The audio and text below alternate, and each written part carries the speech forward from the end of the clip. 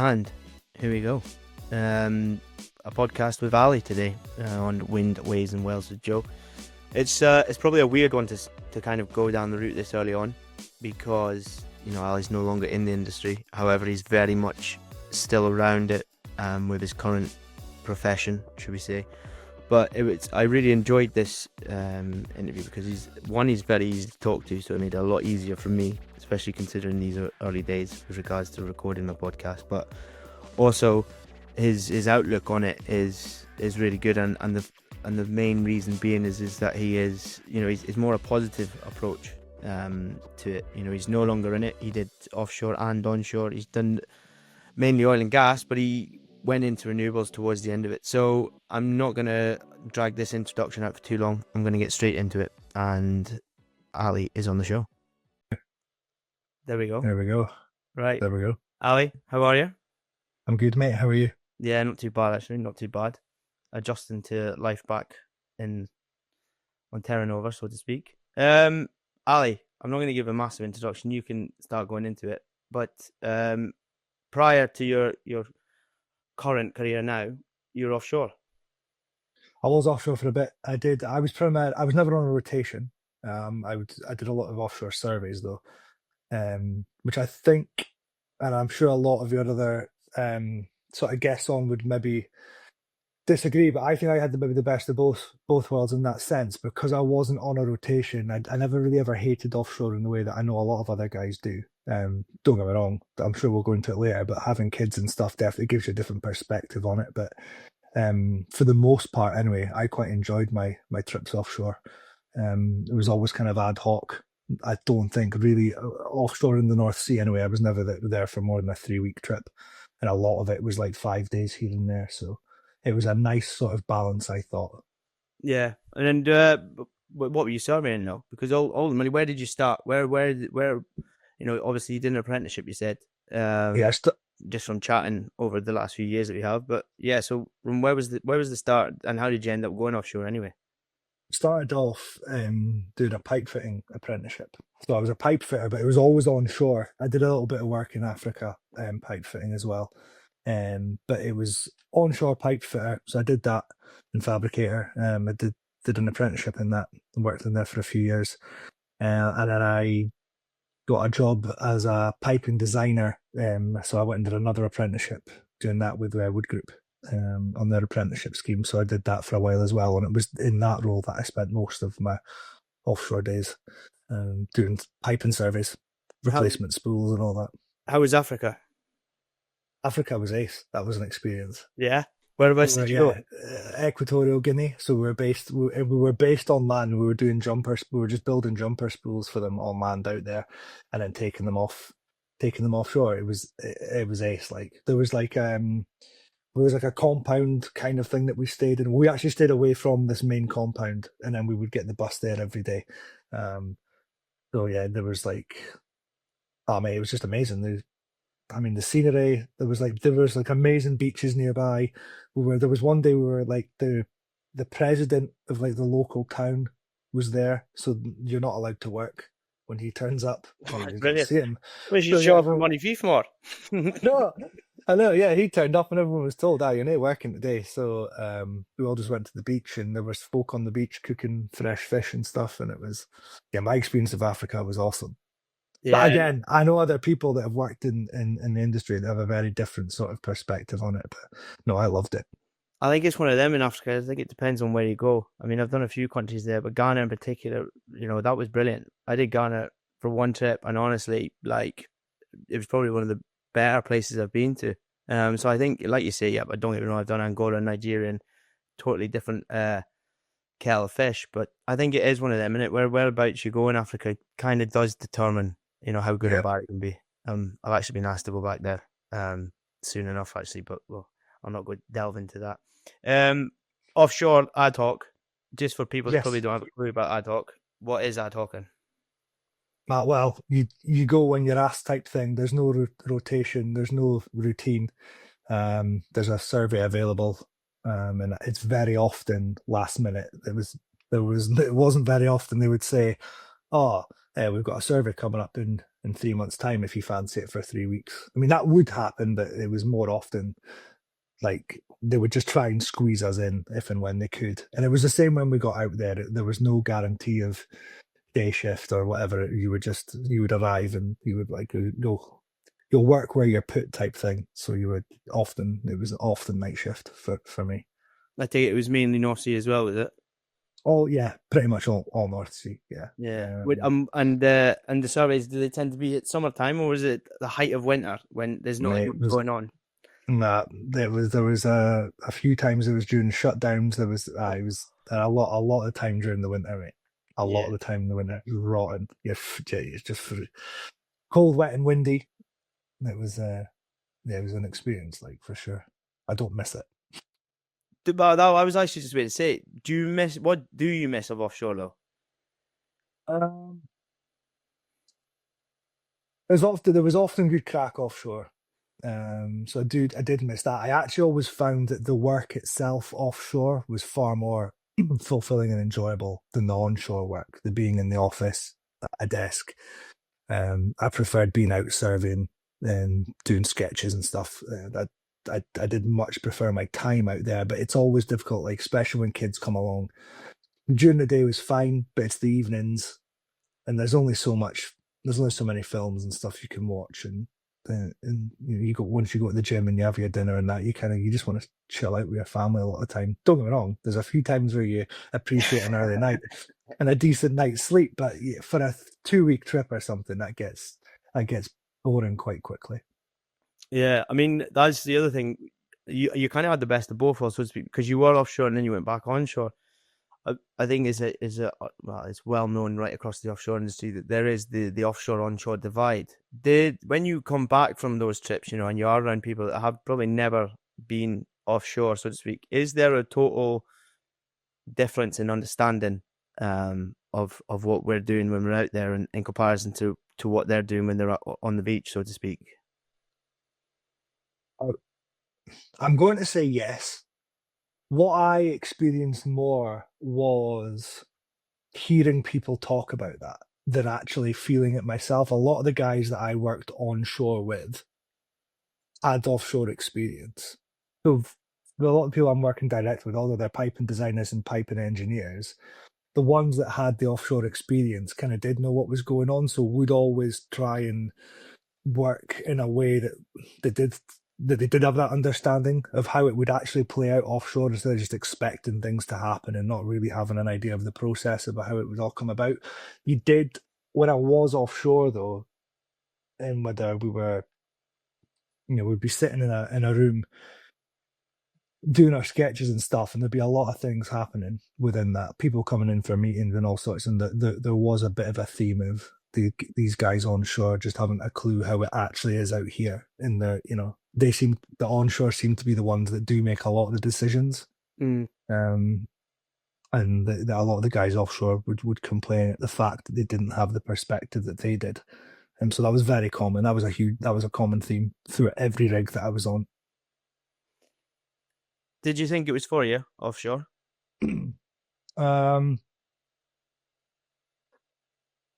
I think it could have been. I often think back to when I was out there and stuff, and I think I would have, again, is it the grass is greener? I would have liked to have experienced a rotation to see if it would have been right for me, because obviously I have interest in sort of property and business away from the oil and gas industry. And there's a few people that we actually coach to do the same, and they are on rotations offshore, and I see how they're able to sort of spend their time at home versus being away. And again, it's never going to be easier because they have that balance of trying to fit everything in whilst they're at home before going on their trip back offshore, and that means building a business on the side if that's what they want to do, and also spend time with their family, fit in holidays, all that sort of thing. But I would have liked to have given it a go. I think a rotation. I'm maybe romanticizing it, but the thought of it sounds good. I'm sure there's plenty of people. If there's anyone wants to listen to me thinking he's near a clue. Yeah, I do. Well, I don't know. To be honest, I prefer the ad hoc. I mean, I'm on a rotation now, and I think the ad hoc is a bit more, just because you're constantly going so new. I think it's very easy to what's the word I'm looking for? Get complacent when you're on a rotation, in my opinion. I think you also get bored of the same place. But some boys have been doing it for years. So then again, they might find it easier, they might find it comfortable. I think it's a lot easier to build something on the side though as well, if you're on a rotation, than obviously if Yeah. you're jumping around, you're making the most of this short period of time. Um yeah, sorry. No, no, I was going to say the thing with ad hoc, the bit that I found the most difficult, and I don't know if you would get this with a rotation, because I appreciate you can get asked to stay longer. If you told me it was always like the anticipation of a trip, it didn't tend to matter to me whether you were saying like you're going to go away for a month, 3 days, a week, like whatever it was that I was anticipating, I kind of said it in my head. So it was never really a bother. Like I would do a 3 week trip, and I know a lot of people talk about the third week being the most brutal. And whilst I absolutely agree with that, if I know I'm doing 3 weeks from when I first go out, then I never really found it that difficult. But what I did find really difficult is when I was sent out there, right, you've got a 10-day trip. And then at day 8, when I think I'm going home in 2 days' time, they turn around and say, "We need you to stay on for another 5 days." That was like I found that way worse than doing a 21-day trip. No, I'll give you Like that. way worse. Yeah, So no, for the ad hoc part, yeah, I get it. But if there's uncertainty as to when you might be coming back, just because someone else has made a decision that they want you to stay on and do extra work, and it's always posed as "can you," but it never really is. It's often like, no, it's not, is it? can you Yeah. stay on 5 days unless you're getting married or there's someone's funeral? There's very little, there's a lot. It's kind of But you aren't implying expected, are you really? Because they're not a actually lot of the asking time, you to yeah. come off, are they? Let's be honest. They're not asking you to come off if you want to. They're basically saying, listen, lad, you're not done. You're not done, Yeah, and don't mourn about it because you're getting paid. So it's yeah, like, exactly. and you're in that situation where yeah. Yeah, it's always they're incentivizing you by paying you extra days that you need to be paid anyway because you're doing the extra days in the first place.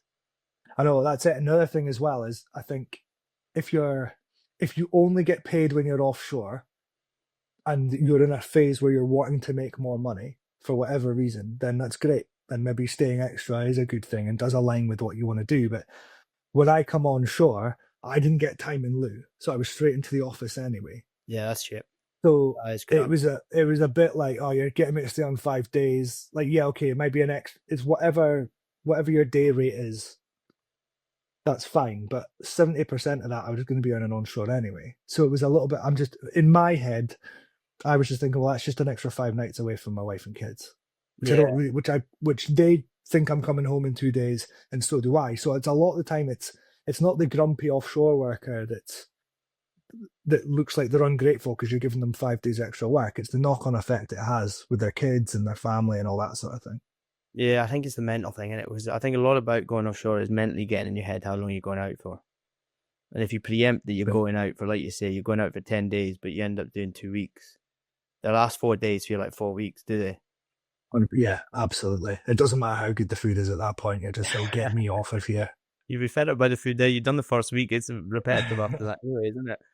I know. Yeah. There's this huge misconception, I would say now, that it's all money, toys, and offshore work is easy. Do you think that is the reality, or do you think that's more a myth than a fact?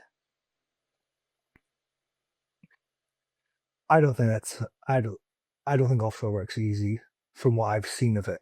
Obviously I only have a very brief snapshot of what people did out there based on, because a lot of the time I'd be out there being quite busy as well. So I'd only see so much, but I think it's a myth. And I think that it's easy to look at offshore as that because you've got, especially for us up in the northeast of Scotland, if that's where you stay, a lot of the people there do work in oil and gas. So a lot of the young lads cutting around with Rolexes and nice cars are working in oil and gas. But there's a lot of people I know that you would struggle to get a pint out of that also work in oil and gas. So it doesn't matter what industry it is, you're going to have people that are very frugal and people that like to spend and look rich whilst being maybe relatively poor. So yeah, I think it's easy to look at the industry and think that. It in recent years, I think it definitely hasn't been. People always talk about an era, particularly probably from like early 80s, and it was like high rates. Like the rates relative to the cost of living Yeah. was pretty good for people, so it was probably quite easy for them to look for it to look that way. But I don't think so much now, anyway. Right. And that's the thing is now is the renewables is obviously taking a bit of a downpour on the oil and gas, which you were in as well. What was that shift like? I was in renewables quite briefly, probably about 8 or 9 months. I So the only experience I have with that was again pipelines and routing in pipework on 3D models to a plant. A lot of that was taken from oil and gas anyway. A lot Mm. of the standards and specs and all that is, I mean, you're looking at it and they've based a lot of it on what I'd been exposed to um, with oil and gas. So, and again, a lot of the people working there had been the same. Do you think it's gonna fill this void that we're stepping into? I mean, obviously there's loads at the moment now. This transition thing's absolutely everything. They pull a lot of licenses for drilling in the North Sea and everything's renewables, renewables, renewables. But I mean, is it realistic what we're going through now? It's a good question because I don't think we can get fully away from oil and gas with the current technology we have. Just the amount of products that would get made from oil exploration and in production.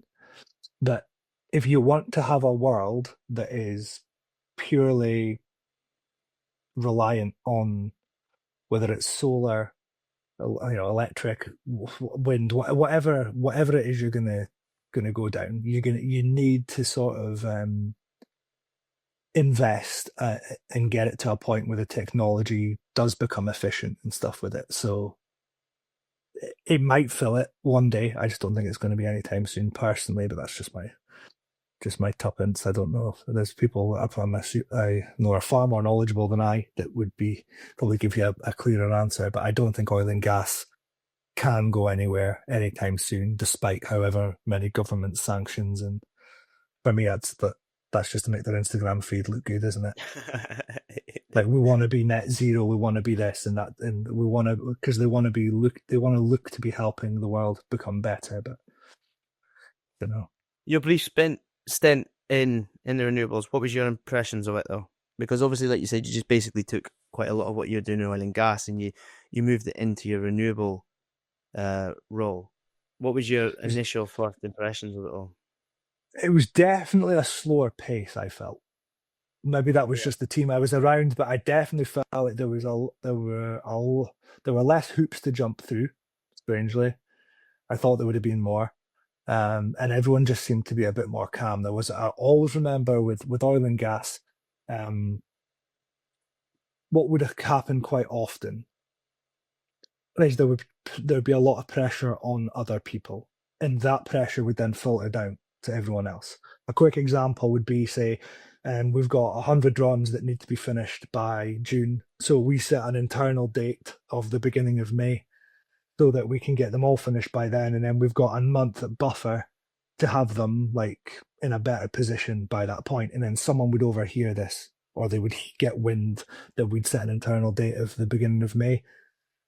Typically, like a project engineer or a project manager, and then what they would do in order to look good to the client is then they would say, "We're going to have this ready for you by the middle of May."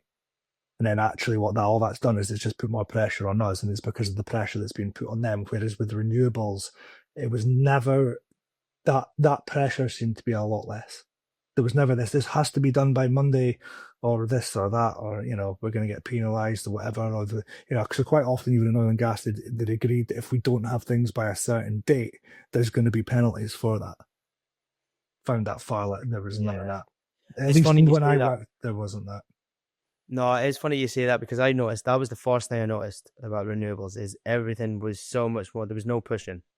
Like I don't think I've ever felt pushed. I mean, every now and again when you're getting a little bit behind schedule, you there's a little bit of pushing, but I've always felt that as well. There isn't any pushing, and I don't know where that stems from though. because ultimately with oil and gas, it stems from whoever is the shareholder pushing on to whoever goes into operation. But down the line, it's a constant chain, isn't it?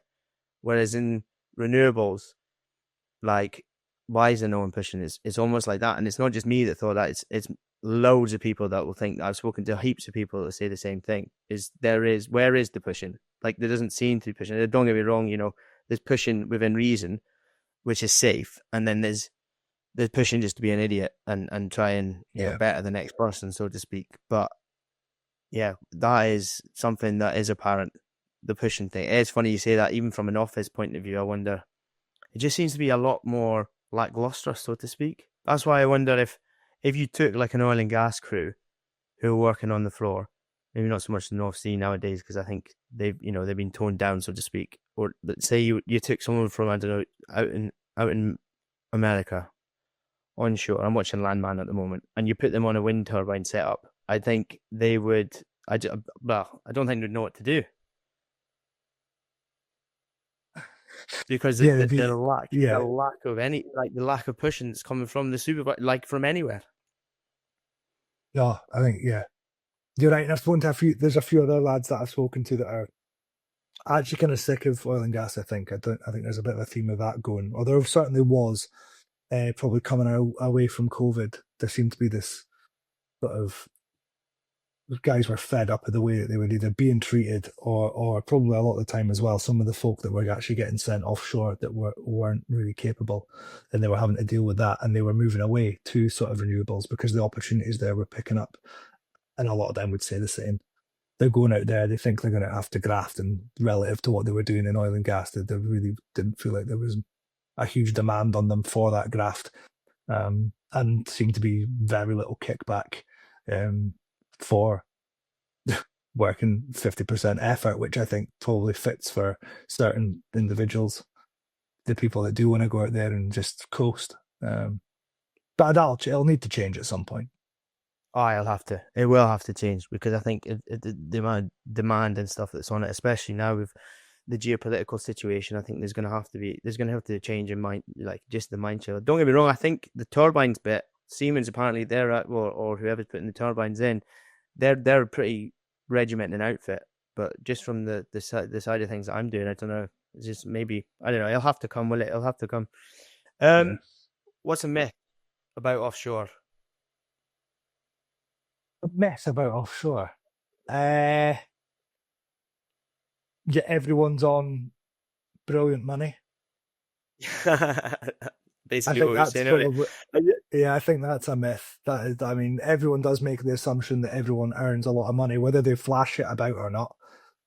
And yeah, that seemed to be a thing. I couldn't believe there's a lot of people that, I'm sure there's people on really good money, but it's not, there's people on just as good money working in offices and actually in Yeah. other industries as well now, which is what we're seeing. That's why you're seeing folk I think move away COVID from killed them. quite a lot.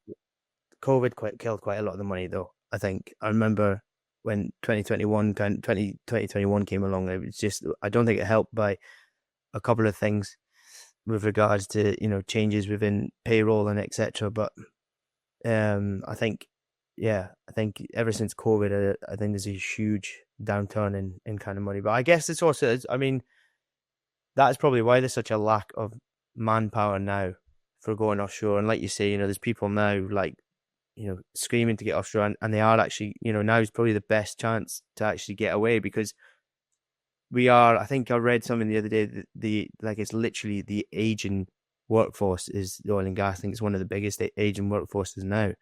But because it's been so demonized, how do you get a young apprentice to go offshore for an industry that everyone's been told there's only, a few more years left in it?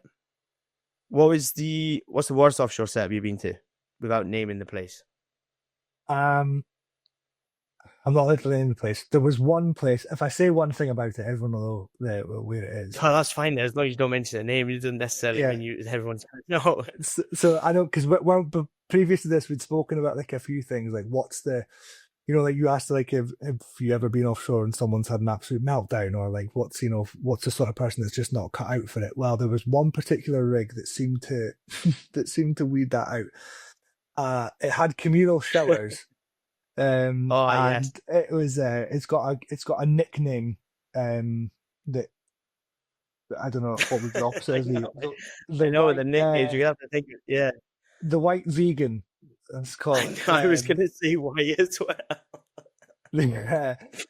But I actually didn't mind that so much. For the most part, like the food was pretty good. But there was one when you're saying about like what was the worst setup. Um,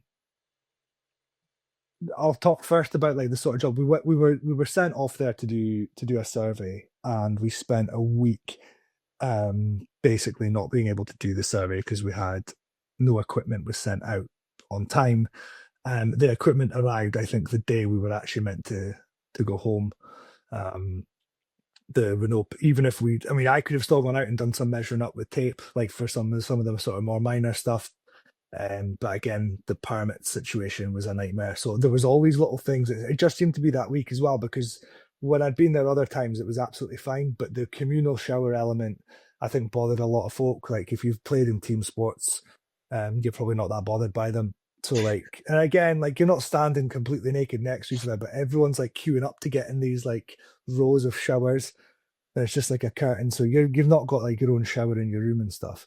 That seemed to bother a lot of people, and folk I mean, you would just hear it in the corridors and just like queuing up for the bond. Like folk, there were people that would hate that place and just did not want to come back. I didn't find it that terrible, but there was, I mean, like I say, I don't have huge stories of folk or of rigs like with terrible setups. Most of the rigs I went to were pretty decent for almost everything. Thing was it? Am I allowed to say like the names of rigs? There was one time I was on Ninian South, and I remember getting there and the guy had said to me, he's like, by the way, mate, you're in for an absolute treat because the good chef's just gone off and the bad ones come on. And I was like, look, mate, I've heard this hundreds of times. Folk have told me that the food here is amazing and the food here is shit. And I was like, I don't have a personal chef at home like what you do here. Like I'll be good with the food. Like whatever the food is, I'll appreciate it, mate. I'm not joking. That was the only place I'd ever gone where I'd actually agreed with them. Like the food was shit. And like it was like it was almost just like because and I think it's because there's been no effort. It was obvious that there was no effort made. The roast potatoes weren't even cooked properly. Like it was that sort of level of like, and everyone's just like, well, this is bollocks. Like the mince had been washed about 6 or 7 times to like, like from, do you know what I mean? And it was like, is this honestly it? And it was, and most of the dishes were mince. You would be buggered if you're a veggie out there. And that was the one place I was like, this is actually, and it was just for that week. So it wasn't ideal. Like, so yeah, I think million it's sites for such a that. big part, though, isn't it? It's food is absolutely everything offshore because, like I always say this to most people, like the expectation is for some reason everyone's got a Michelin star chef at home. The way that some people speak about the food on some of Yeah. their, so everyone's cooking with Michelin star chefs when they're back at home. But some of the boys, I mean, like you'd get a decent meal, but they'd be like, "Oh, that was crap. That was shite." I thought it was all right. Like, oh yeah, what you used to jack up and stuff like that. Yeah, but like, I don't cook steak every day when I'm at home. Yeah. Certainly can't afford a tomahawk every day at home. So I mean, the fact of the matter is, it was edible. Yeah, okay. Sometimes there could be a bit more effort put into it, and the budget obviously what stipulates everything. But some of the way that people, I mean, some people must be eating some lobster thermidor or something like that every second day back at home because there is some moaning done about food. There's Some moaning. a lot of the time they've had 3 portions of it as well. So can what Yeah, I know. I mean? Yeah, that was Just, shite. Shite. But I'm going back just up for yeah, some more of that chicken. Yeah. brilliant. Uh, Yeah, no, but no, for the most that and a part, decent. I always say it that was and a all good. decent gym and the Wi-Fi. I think Wi-Fi Yeah, as well mate. now. I think it's got to be mandatory now. I know on the ships, like I'm working on vessels now, and the Wi-Fi is good. Elon Musk is definitely as much as everyone hates him at the moment for his certain antics. I think his Starlink is a game changer. That is a huge game changer offshore, especially on ships. I don't know how many are rolling out, but I know that there's a lot more people on Starlink now. Okay, But that's interesting. I think Yeah, the Wi-Fi and the food. That's yeah, I think that's pretty kind of decent gym nowadays. I don't know. It's one of I don't those know. as I well. don't know Like what. I think Yeah, sorry. no, no, you're good. There seems to be this. There was always this sort of like just pull your socks up and get on with it sort of attitude towards people when they'd say that the Wi-Fi in our rooms is shit, or even the Wi-Fi in the communal areas is shit, and they'd be like, well, there seemed to, it was almost like you were made to feel stupid or bad for complaining about it, when actually, like, you're expecting, for the most part, lads, but lads and lasses to go offshore away from their families for weeks on end, and you can't even give them a decent Wi-Fi signal so they can keep in touch with them when they're home. Do you know what I mean? It's just Yeah. I always thought that was absolute bollocks, and companies and personnel like that were higher up at those companies that were responsible for people offshore should make more of an effort to make it a more enjoyable place, because I think that's part of the battle, is if you've got people that, I don't know. There's a thing about culture, and if your what your culture is how your staff feel on a Sunday night before going into work on the Monday. It's not the fancy stuff you put on posters in the corridors. And I think that if you've got lads that are dreading going offshore because they know their way to go for 2 weeks of pretty shit food and questionable Wi-Fi, um, you know that's going to transfer into their work. So I feel like, But you're not going to you get get you're not going to get the best out of them, are you?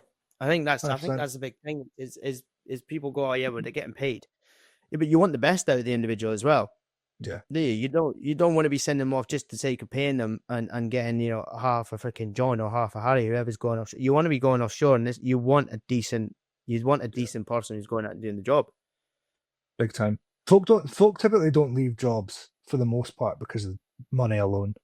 Obviously, if you're getting offered more money elsewhere, that plays into it for sure. But a lot of the time, it's the culture and the people that are around it they'll want to stay for. Yeah, Because 100%. you get a pay rise, and 3 months later, it's just part of the process. It's just the money that you're on. So yeah, if you can make it better for people to stay, then they will, and they'll do better work as well. But I think again, there's a lot.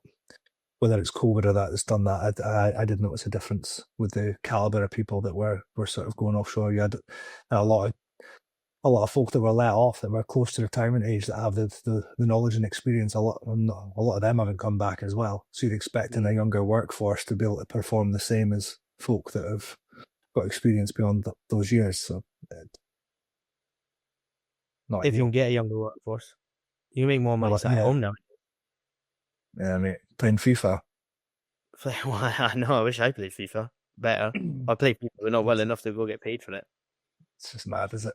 Yeah, it's just mad. I think, like you say though, the problem is now that you are getting. I always remember, like, yeah, you call them dinosaurs and stuff like that because they're older and whatnot, but they have got a wealth of experience, and the amount, not just job experience, but life experience, and when you're out there, some of the older ones that aren't as miserable are a big bonus to have, though, are they? Especially if you were going to bring on youngsters who they probably seen, few and far between, and now they're going. I mean, Yeah, you're reliant now on younger boys and girls to kind of almost figure out a lot more of the stuff that they could have just asked. It's the same old thing. It's almost like having a mentor offshore. You get him for free. yeah, 100%. Yeah, 100%, mate. And I think as well that's maybe where you were talking about renewables earlier. I think a lot of the renewable companies, and I'm happy to be corrected on this, but I think a lot of those staff are coming from oil and gas. It's the Yeah. experience in the renewables area is coming from oil and gas, and if a lot of those, a big portion of that workforce are retiring, so that's not all going to transfer over. Yeah. Especially from the commissioning side, and I mean, lifting and all that kind of stuff. That's what majority of offshore renewables is. Especially, you need that ex oil and gas experience in there. What's the worst? I mean, sorry. What if you could go back and change one thing about the industry, from your time that was in it? What would it be? Like, would it be my own behaviors or just something about the industry? Yeah, everything. Your own behaviors. I I would have probably put more effort in, if I'm honest. Not that I don't think I'd put effort in, but I'd have taken it, I think, a bit more seriously. It was most of my 20s that I worked in oil and gas, and I think that a lot of the time I was one eye on the work and one eye on what was going on outside of work and the partying and the opportunities to go and have a laugh with my mates, which I think is essential for enjoyment in life. But I think I could have probably given it a bit more, taken it a bit more seriously, and I think I may have gone a bit further sooner. Maybe given it a bit more appreciation than I did at the time. Like I'm always, even though I don't work in oil and gas now, I definitely appreciate what it gave me in the time that I was there. I just wish I'd probably given it a bit more thought in the moment. Whether it's pensions, contributions, all that sort of thing. I never really put a huge amount of value on that sort of stuff. Um, so yeah, I probably wish I had kind of done that a bit. I saw not so much just with me, but with others. If I could change one thing about the industry, and I think it's probably any industry, but there seemed to be this attitude with a lot of typically older men, is what I found, is that they didn't want to see the younger guys come through that quick. And there's a couple of people that I've worked with that genuinely, like, they're younger than me. They're like early 30s, late 20s, and they're brilliant at what they do. They just are. It was almost like they were born to do whatever role it was. One guy in particular, piping engineer. Then he's a brilliant piping engineer. So just go and make him the lead, because he can do stuff in his head that most people need software to do, type thing. And he's pretty good at managing people as well, but he was never getting that leg up further up, and it was purely just because, well, you've only been doing it 10 years, or you've only been doing it 15 years now, but I've been doing it for 25, 30 years, so maybe once you've got my experience, then you'll get more of a leg up. So there was a little bit of that going on. A lot of the opposite of what you're seeing now, where you're getting lads go offshore and all they've got is 2 years working on tills or whatever it is, in between Tesco's and pubs, and then they're just getting offshore tickets because they're screaming out for lads. You've got that annoying mix of people that are there and want to be there that aren't getting the leg up they require, because you've got some old codger that wants to keep them down a bit. I mean, obviously I'm thinking of specific examples, but I'm sure it goes on for quite a lot of different companies. So that's one thing I would like to change about it. If you're competent, you're competent. And it would be allowing those people to probably take on more. Yeah, before we wrap this up, actually, because you did say you had one eye on one on the work and one eye on elsewhere. Towards the end, you started setting up a business as well. I mean, yeah, doing property. How hard was it to manage the two while you were in it? It's hard if you want to be good at both of them. Yeah. And effective in both. I think, again, it comes down to that thing of, was I putting as much effort into oil and gas whilst I was doing that? And you definitely argue no. I definitely had 1.5 eyes on property, and I was doing not the bare minimum, but I was doing what was required. I wasn't pushing my boundaries within oil and gas and going beyond in order to try and make something myself in that career. So it can be difficult, absolutely. I think that's why I would have liked to have given a rotation a try, so that I could have been present offshore when I was offshore, and then present at home when I was home, as opposed to trying to juggle both when you're doing both. But yeah, not easy, but it's definitely achievable. So what are you up to nowadays then? So I work in property. Full time? Full time, yeah. I've got two business partners, Sean and James, both ex oil and gas as well. What are the chances? I know, what are the chances? So yeah, we do there's a few different branches to the business. We manage serviced accommodation, and it's again handy having oil and gas contacts for that, because we do help out a lot of oil and gas companies with accommodation in Aberdeen, whether it's courses or before going offshore or whatever. We coach and mentor people how to invest in property, and we provide refurb management for other investors and can help find them property deals as well and invest. So there's a few things that the company does, but yeah, I love it. We've got a few staff now as well, so it's good fun. Are you happy enough doing this in comparison to your yesteryears in the oil and gas? Yeah, definitely. I think as well, like the role that I did in oil and gas, I never really felt suited me. I would have been much more comfortable, I think, and more fulfilled in like a business development type role. So sitting at a computer and working on engineering drawings was never really something that I resonated with much. So this way, now that I do more of a business development sort of role within the company and trying to drum up clients and all that sort of thing. So yeah, I get to go and speak to people and have coffees, and that's basically where I feel most happy, I suppose. So yeah, But definitely. if you get fed up with property, you can always sell yourself as business development now. Stick that one on the CV. I don't know. I don't. I think there's too much. There's too much red tape at the oil and gas companies for. I don't know The if way that'd that be you a deal well. with things. Yeah, well, I don't know. I don't know if I deal with anything badly, but I think there's. I don't know if my approach would be appreciated by a lot of them. I think I'd be up in front of HR quite quickly, quite often. But you never know. Yeah, it's always something, isn't it? I could potentially fall back on. And this is the last question I'm going to ask everyone that comes on. If you had your time again and you knew what you do now, would you have gone down the same path? Oh, 100%. Yeah, absolutely. Absolutely. I think it helped you a lot going in the 100%. Yeah, it offshore did. industry and that. It did help me a lot. There was a lot of, more so than anything else, it's just learning off of other men and women that have been there before me. And a lot of them, as we said before, a lot of them are sort of like retirement age now. So they were 30 years older than me. I started off as an apprentice pipe fitter at the age of 18, and the guy I got partnered with was like 58. Oh, it's perfect. So, but you know what I Yeah. mean? Like, I've got this guy that's like, he's probably got a son older than me or whatever he had, the kids my age, if not older, and was just able to sort of help and steer me. And it was, yeah, I would do it again, 100%.